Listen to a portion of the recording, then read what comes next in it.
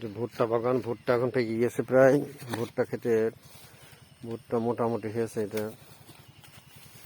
আর এদিকে বাগান আছে বিভিন্ন, সেগুন বাগান, মেহগনি বাগান, এটা সেগুন বাগান।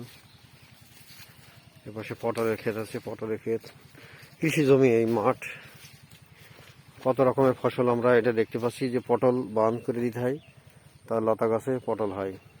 মাটি থেকে একটু 2 হাত 2.5 হাত বা 2 ফুট উপরে পটলের বান করতে হয়।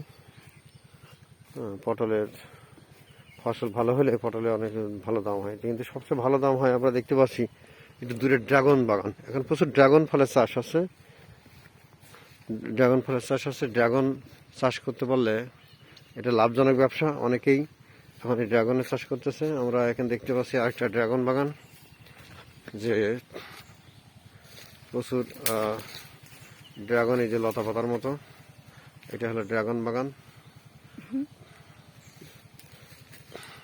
ড্রাগন বাগান, ড্রাগন এখন তেমন ধরে নাই।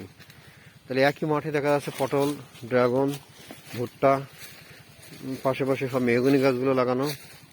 ড্রাগন ক্ষেতটা পাশে তার কাটা দিয়ে ঘিরে দেওয়া। এখনো ফুল আসে নাই, কোনো কোনো গাছে ফুল আসছে। তো ড্রাগনের ফসল ভালো হলে ভালো লাভজনক, সেজন্য ড্রাগন চাষটা ভালো।